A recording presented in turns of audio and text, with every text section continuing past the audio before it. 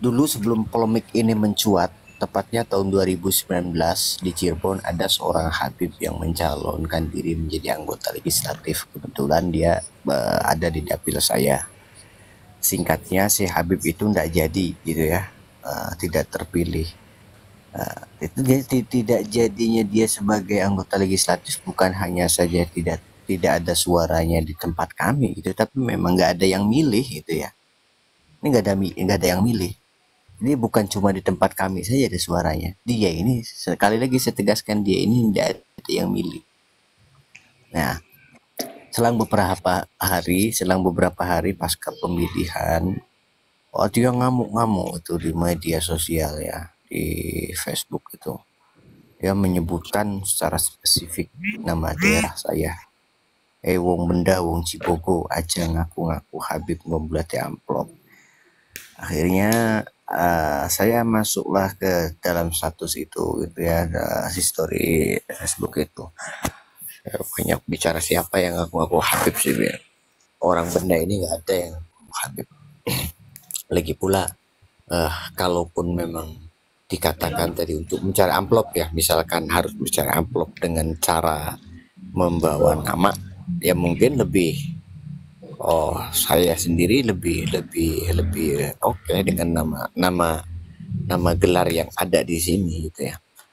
Dan itu pun tidak saya pakai sama sekali, apalagi buat tanda kutip mencari amplop gitu. Singkatnya itu banyak sekali komentaran di Facebook tersebut. Akhirnya saya screenshot, ya, kemudian saya kirim ke teman saya, ya. Saya kirim ke teman saya, kebetulan teman saya itu juga bagian daripada Robito Alawiyah cabang Cirebon atau DPP DPC Cirebon. Apa kata saya, Pip, ini tolong urus satu Habib ini ya, saya bilang gitu. Jangan sampai gara-gara satu Habib model kayak begini, ini kerukunan antara kita ini ya Habib dengan, ya mohon maaf tanda kutip kiai gitu ya, lagi enak-enaknya ini terganggu gara-gara model kayak begini. Apa kata beliau? Kata beliau mengatakan, loh apanya yang salah Kang? Loh ini salah sih. Terus dia ini lagi nyaut lagi, emang jenengan masih zuriyah tak? Oh, maksudnya zuriyah Syarif ya. Nah, saya jawab ya, dengan entengnya saya jawab ya, dan itu mungkin apa namanya, pengakuan yang baru sekian kali yang saya lakukan itu dengan pertanyaan yang mendesak ya.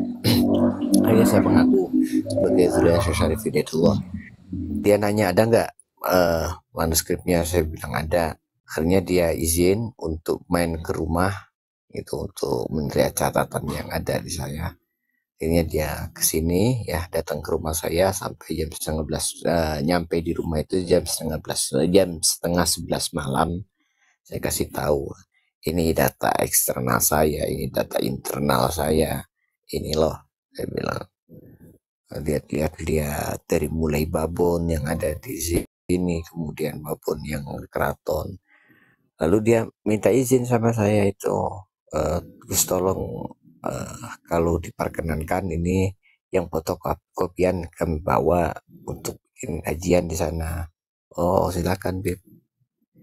Dan perlu dicatat, pasca dia membawa catatan fotokopian tersebut, saya tidak pernah menanyakan apa hasil kajiannya.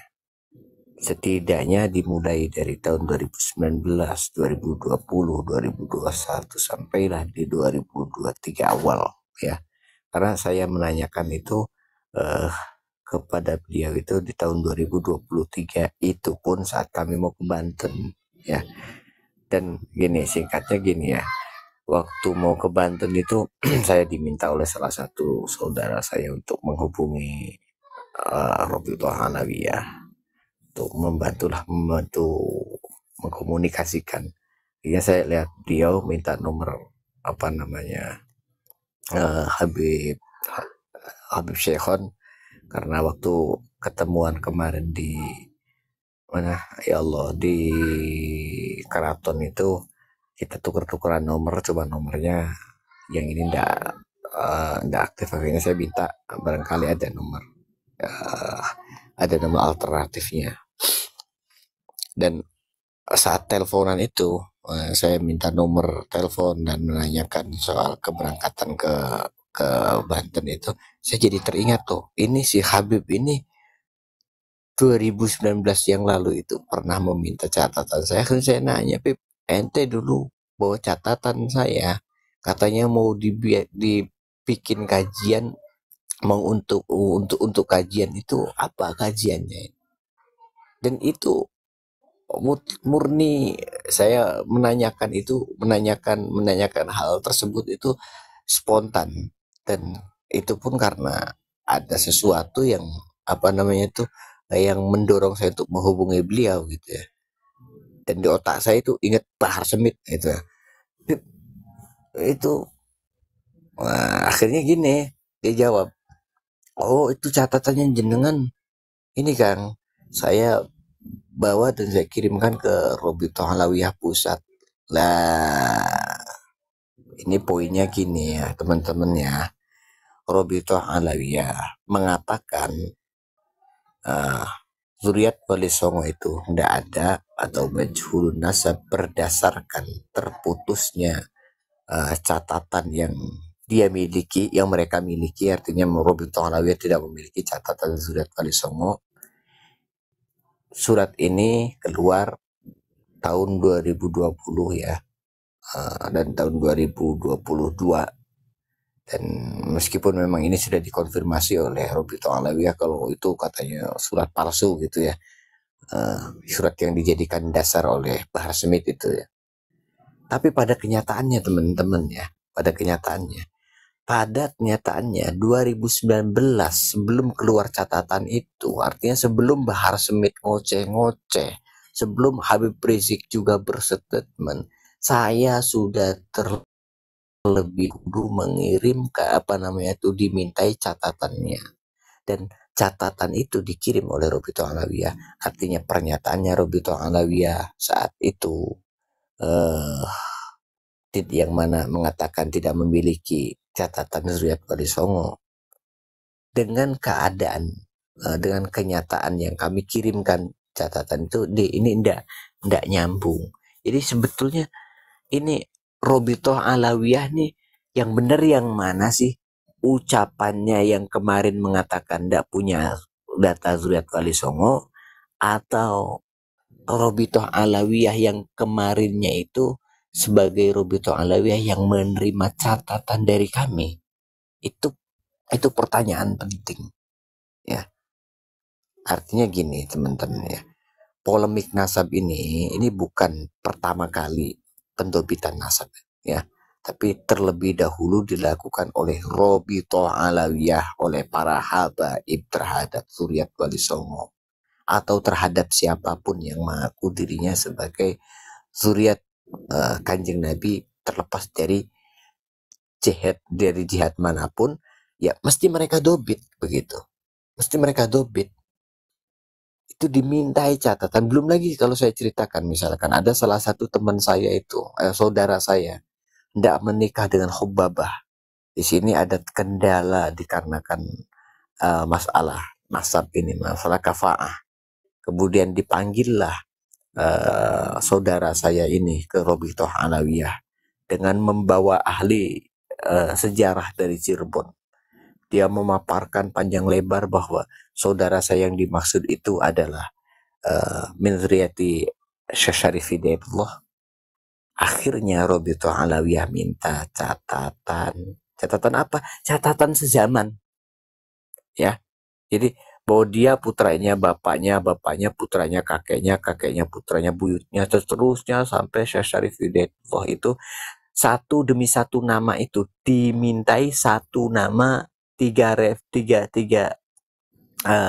referensi gitu ya, satu nama tiga sumber.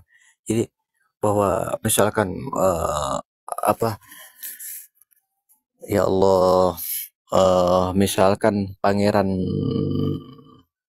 misal ya, saya contoh ya, misalkan Pangeran Muhammad Sofiyuddin itu sebagai zuriat wali Syekh Syarif Hidayatullah itu, dia harus dicatat oleh eh, 3 ahli sejarah ya, namanya itu ya harus masyhur berarti kan, dan itu dikasih oleh sejarawan Cirebon, itu dikasih satu nama 5 referensi ya, bukan hanya saja 3 referensi sesuai dengan permintaannya, tapi kami kasih satu nama 3 referensi ini loh, bahwa si A bin Fulan, Fulan bin Fulan, Fulan bin Fulan bin Fulan bin Fulan, itu 5 referensi sampai ilantaha Syarif Hidayatullah itu. Tapi apa yang terjadi? Uh, Robitul Alawiyah masih kebingungan dan pada akhirnya masuk ke pengadilan agama ya. Persoalan ini masuk ke pengadilan agama, dan subhanallah di pengadilan agama ini saudara saya yang dibantu oleh sejarawan tersebut dimenangkan ya, artinya rungkat ya. Dalilnya Robi Alawi dari awal sudah rungkat ya, bahwa mengatakan ABCD tentang tidak adanya Zuriat Ali Songo ini rungkat di pengadilan agama.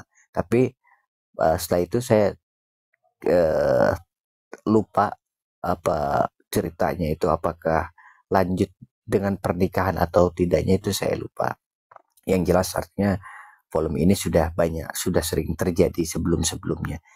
Dan ingat, selama itu tidak pernah rame karena kami tidak pernah marah-marah ya, kami tidak pernah persekusi siapapun yang mengatakan bahwa Zuriat Wali Songo itu tidak ada. Hatta Bahar Smith itu tidak pernah kami persekusi. Jadi catat itu ya. Jadi yang sekarang bikin rame, yang sekarang bikin gaduh, itu yang mereka sendiri. Apa penyebabnya? Penyebabnya penerimaan dari penerimaan dobit itu tidak baik gitu ya. Saat mereka itu didobit, diterimanya itu tidak dengan cara yang baik gitu ya. Dan seperti halnya saat kami didobit ya. Contoh, saya ambil contoh ya. Ada salah satu Habib, sebut saja ya, Habib Rizik ya, sebut saja. Dia kan sampai mengatakan apa untuk mempersiapkan diri dan apa lain sebagainya. Hanya persoalan pendobitan nasab saja. Dan itu tidak pernah kami lakukan sebelum-sebelumnya. Ya. Dan mohon maaf, saat kami didobit, tidak ada satupun yang menjadi korban pukulan seperti halnya kemarin terjadi di Karawang. Demikian teman-teman. Terima kasih.